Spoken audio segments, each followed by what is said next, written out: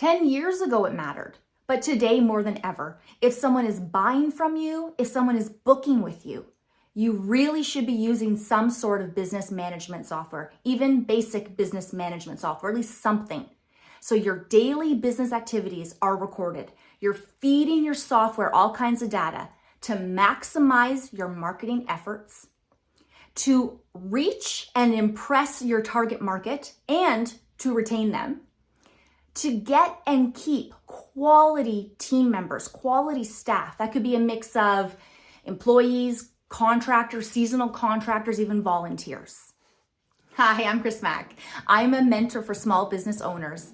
I specialize in brick and mortar businesses, but I work with those businesses helping get them up online to utilize all of the cool tech and software that's out there for small businesses. Sometimes I like to refer to it as, rather than brick and mortar, brick and mouse, because that's what we really are. We're hybrid businesses now. If you've got a brick and mortar location, you really got to get yourself still out there and found in the digital space.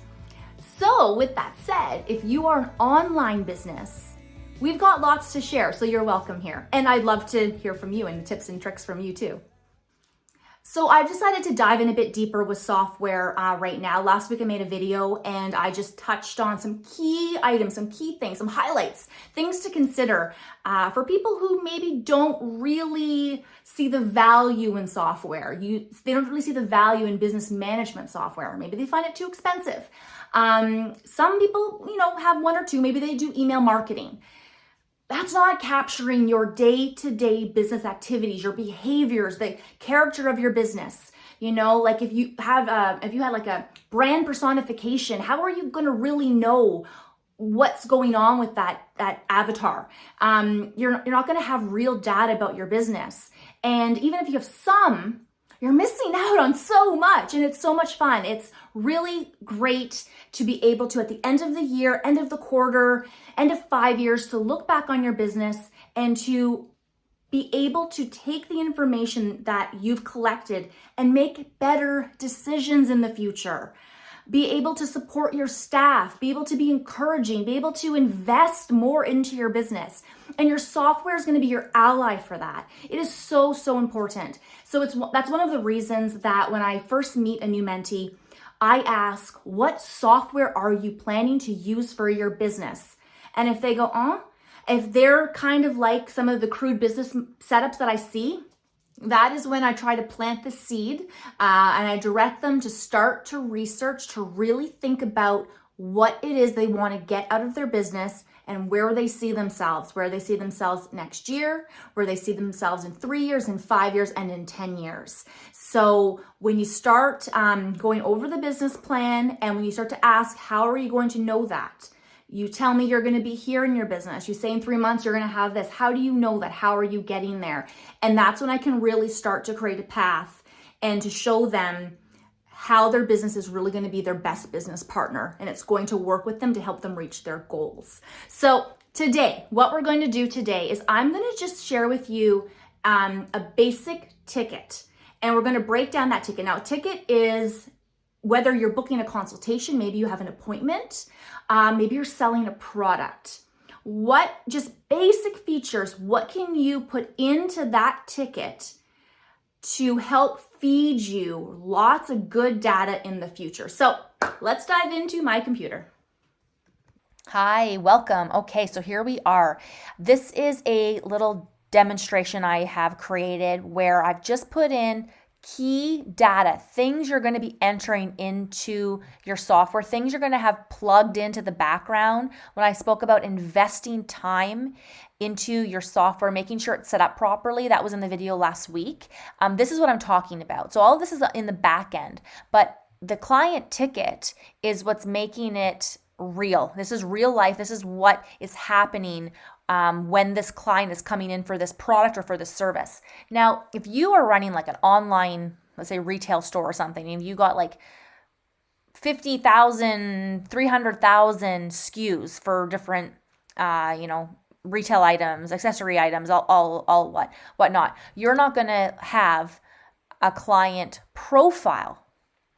However, someone who's really, really interested in growing and scaling their business is going to have some sort of platform where they're knowing who their customer is and if that customer is returning. So in a sense, you are creating client profiles, and especially really serious business owners who super want to scale, they are starting loyalty programs and they're getting people signed up into memberships. So let's say that you have like a business where people come in, they get the service, you're going to have a client profile. And it really shouldn't be an option for you not to have a client profile for that person, customer profile, patient profile. You need to know who you're servicing, right? You need to know who you're selling to. So often you can just offer the customer offer just to take basic information from them, whatever they feel comfortable with, but then have an incentive, have something that says, hey, you know what? If you give this information, we have loyalty points and they're shareable. And like, think about what you can do. The goal should be in business, in my opinion, and with many of my peers, the goal should be to have a client profile, okay? To know who your customer is and know how to get them back. So I hope all businesses have client profiles, and this is not something that you're thinking, I don't need to know who my client is. The avatar profile I mentioned could be for someone who's like just selling a bunch of inventory, a bunch of retail. People are coming in quick, almost like think like a flea market, okay? No one's stopping to give you their name and their email. So what you might do in that case is just have different avatar profiles that say, this is this person, this is, kind of like, this is Jim. Jim's like between the ages of 40 to 50. This is Joanna. She is about the ages of 25 to 30 approximately. So you might create these like avatar. They're just representing that demographic, okay?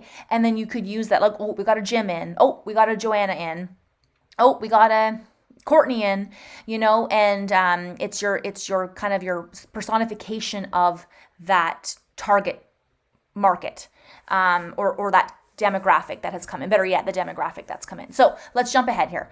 So what I've done is, assuming that we're on the same page, that we do want to capture this client information, and if we don't have a client, we want to capture the demographic for our future reports. We're not thinking about just today's business. We are using foresight. The whole point of this exercise is to plan for the future, okay? So this is a different business. Example 1 is a different business, okay? Every example is going to be a different business. Joe is the staff member. Could be the owner, could be an employee, could be a contractor. Doesn't matter. It's recorded. We know it's Joe. Joe has a profile, but what we get on the ticket is Joe. We have the product or service. So what product or service is Joe doing? Okay, it's a wedding consult. What category is it? We've chosen to put it under consultations. Important thing to know about categories. You might need to play a little bit. You might set something up and be like, what's the category? Bread? I don't know. In a year from now, you could be like, oh, we're not just bread. We have a category of donuts, and we have a category for muffins, and a category for custom breads. Like, you could end up, when you really get to know your business and you see what type of reports and what information, you're like, oh, I wish I could have made a report about that. I would have liked to have known muffins versus donuts. I would have liked to have known that. But you know what? I put everything under baked goods. The category was baked goods. And man, I should have broken down the baked goods. What if it doesn't matter? What if you're mostly a coffee shop and baked goods, end of story, done, good. We got what we need, okay? So when you play with your business, and you get to know more about your business, you're going to be able to foresee what data you're going to want at the end of the year. Oh, cool, 100 muffins? Oh, interesting, 1,000 donuts, okay? Maybe we need to make more donuts. Maybe we should launch a new donut this season. You get my point. Okay, so in this case, back to Joe. Wedding consult, consultations, that's a really good category to have. And it's a conwed, that's interesting. Clearly, it's not a SKU, okay? It's a code. It's a custom code that's been created to quickly plug in what this is, wedding consult, and to run reports. So we are going to be able to, at the end of the year, type in conwed and see how many of those did we do. Okay? Who did them? We can see how many Joe did. We can see how many of our other team members, how many they did, and then we can even compare how many did Joe do versus how many another team member did. Okay, cost. You see a little asterisk here for 15 minutes. So in this case, our consultation is 15 minutes. And I'm guesstimating that for easy math, I just always say your hour is worth $100, okay? I hope your hour is worth like $500, but maybe even more. But let's just say $100. Nice, clean, easy number. So in this case, your cost would be $25. This is what's costing your business. It's costing you. Okay, whatever, or maybe your staff member, maybe Joe's not you, maybe Joe's a staff member, and you have to pay him out, you got your EI, your CPP, you got your source deductions, his hourly, and you go, okay, $25. That's how much it costs.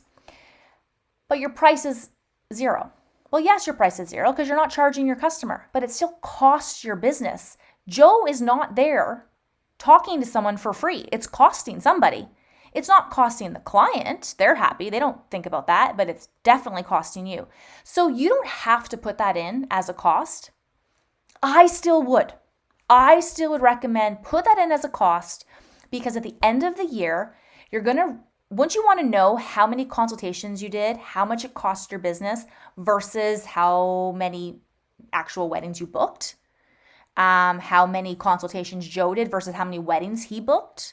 Okay, so let's move on. Let's bring this down. Okay, Pat. So we got a new person, a new business. It's a collab inquiry. Okay, so this is probably something for marketing. She's running her business. She could be doing anything. Let's say she runs a consignment shop. Let's pretend Pat runs a consignment shop, and her category is marketing opportunities. So she probably knows that she gets a lot of those. So she made a category for it. She made a code, not a SKU. It's not a product that she, scanned in from her manufacturer, from her supplier. She didn't open up a box of collab inquiries. So she made she made a code to track her collab inquiries. Now, another business would just book this into their calendar. Pat would go to her calendar, go to her phone, be like, oh, got an appointment, got a meeting. Okay. That's great. So you're using your Google Calendar or whatever you're booking on your phone, and that has nothing to do with your business and what's going on with your business. So Pat has learned better. She knows better. She goes to her business management software. She goes to her booking software. She goes to her sales platform. She knows her time is gone. She knows she's not there. So there's also a time block. People can't book her for something else. So she has to put it in her system. So why not, rather than just putting some plain boring time block, why not put in what you're doing? Put it in. Feed your software the data that it needs to help you in the future. So Pat, an experienced business owner, plugs in collab. She's also put in her cost. She has plugged in her cost here because she knows that she's booked for an hour and she knows that it costs her business. It costs her, she's worth $100 and she's not there. So she puts that into her costs. Now, of course, okay, this is, I'm not sure why my pen got all messed up. So now I'm distracted. I'm sorry. Hopefully that's okay. You can kind of see what I'm doing there. So she knows it costs her business and she wants to see at the end of the year, how much time did she spend in collab meetings, a collab inquiry? How much time did she spend when she was out, having a coffee or sitting in the back room talking with someone about a marketing opportunity?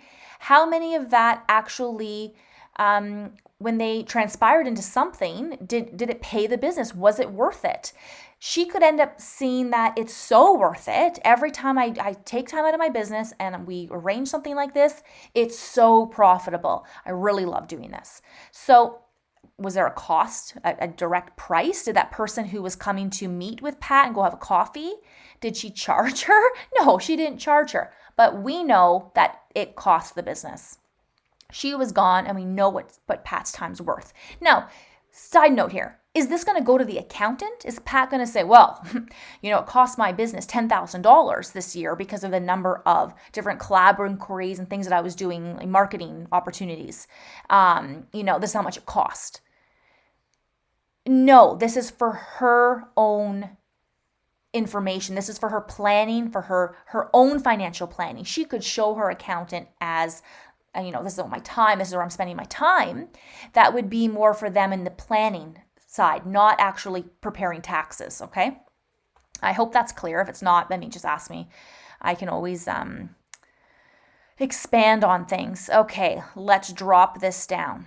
So now we have another example, Steph. Steph is, we're back to socks. So socks, this is what I was talking about last week. I gave an example of pink socks, blue socks, and how often businesses will just be like socks, $12, and have no information other than it was sold. Often I've seen it where businesses aren't even tracking who is selling it. They're just putting it through a generic ticket.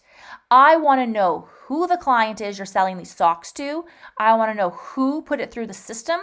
I want to know exactly what color, what make. I want to know the size. I want to know the category. Now, another thing about category, this could be accessories. This could just be apparel, depending on your business. This business obviously knows it has enough socks to be its own category. And then you're going to see this funky number here. Obviously, it's a SKU, right?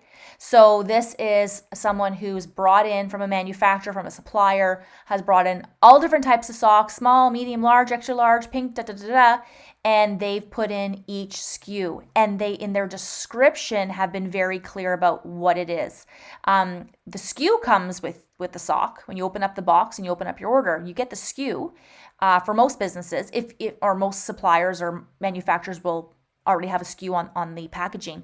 If they don't, maybe they're like a local startup or just kind of a fun, can't remember what they call them, but just like a promotional kind of company.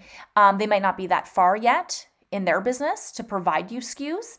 Well, really awesome business, I can't say this enough, business management software with a really strong sales platform is going to have the option for you to generate SKUs.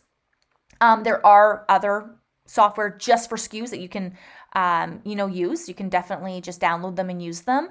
There are different integrations that you can sync with your software that you're using, but really awesome, cutting edge, top of the line business software is going to have some, especially for retail, is going to have some sort of system to populate SKUs for you, okay? Side note, let's assume that you're just ordering in from a regular manufacturer.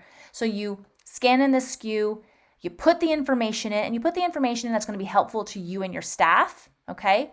And you get the right category. Now, the cost, hopefully that's self-explanatory. What did it cost your business, truly?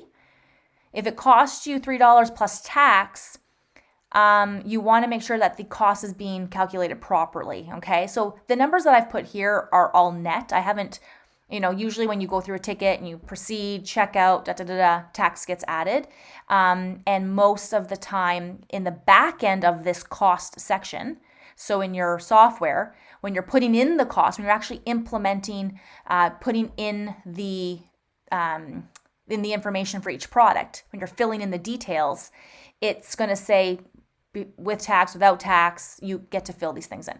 I know Square does that. I believe Shopify does that as well. You really get to, on the back end, that's why, again, I can't stress enough, invest time in setting up your software properly.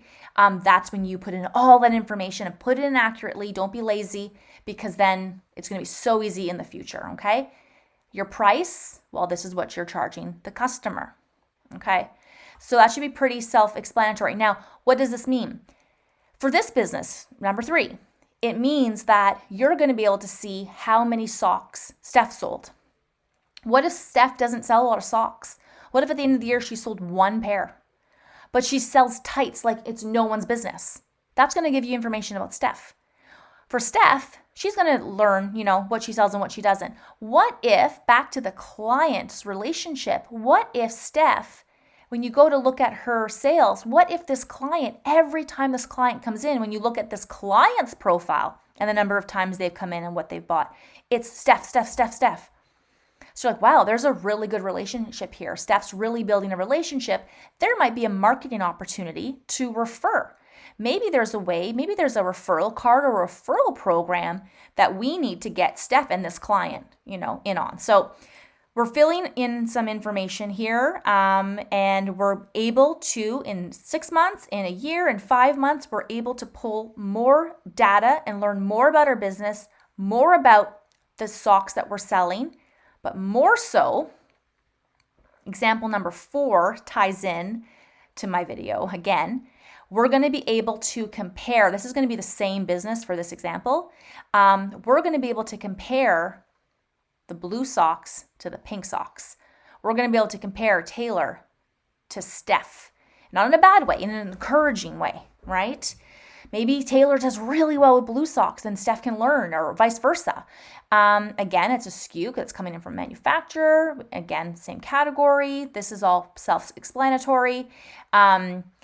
This is helping us to track when we really, the main point of this example here was that we're putting in the details so we know every time a different sock sells, we know that we're going to be able to create a report to give us more information on the product, who's selling it, and who's buying it. Okay, next. Last example is Chris. So Chris this is a really important one because this one gets missed all the time, is deposit codes. Deposits today, the way small businesses are working, not all of them, but so many of them are accepting email transfers just blindly into their bank account. And this is where I spoke about last week, where you don't want to be digging through your emails to try to figure out, scratching your head, did they pay a deposit? Let's pretend that this client here, I'm just going to call her Sarah. So let's pretend that Sarah paid a deposit, but 8 months goes by. And she says, oh, hi, and this person, Chris, is like, I don't have a deposit from you, because they just accepted an email transfer and they, did it through automated deposit. So on their bank statement, this might not be for all banks. Some banks do this. Their bank statement doesn't show the name, who it came from. It just shows an account number. And not a client's just like an accounting number. It just shows a reference number, better yet, okay? A reference number. They don't know who this came from. And because a deposit is often a common number, most of the time people will do I'll do a deposit, it's 50% of the final cost, or maximum of $300 or maximum of $500. So this business could literally have 50 different entries, 50 different email transfers for $300, not knowing who it belongs to. Now that might be all fine and well if you take a deposit and you fulfill the order in maybe a couple weeks, but what if it's months? What if this is a wedding cake? What if this is a wedding cake and the customer's putting in a deposit and it's 2 years out? Well, Chris, who's obviously learned something, has put in the client's information, has created a ticket for them, has created a code, depot. So she's going to be able to run any report just on that code, depot. She's called it clearly what it is, and it's custom services. Now, I made this a little bit more generic because it could be cake, it could be a service, it could be interior design project, it could be anything, okay? So I wanted to keep this one open for you. The cost associated, generally costs of things are about, we assume 10%, but I mean, that's just a guesstimate. You really got to adapt this to whatever your business is and whatever that deposit would likely be for.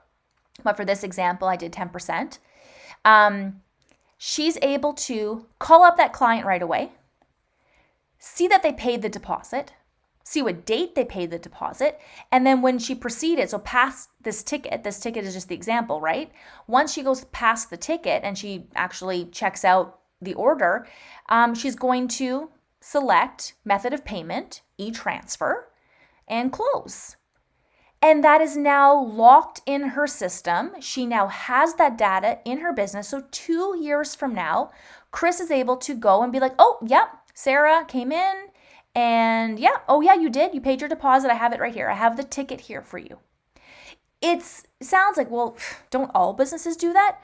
No, No, not all businesses do that. So I really wanted to review just some basic things, give a few different examples. There are so many other examples I could get into, but what I thought might be fun is if you guys could ask me some examples or share with me the software that you're using. And what I can do is say, okay, you know what? Here's your service. This is your industry. This is the software that you're using, or this is how you, proceed with a sale or proceed with a booking. This is what I would, this is how I would break it down. These are things I'd want to know, or these are things not to skip. One thing that gets skipped a lot are consultations, which so many businesses do, and deposits. So if you take anything away from this video, if you can take that away, that would just be awesome.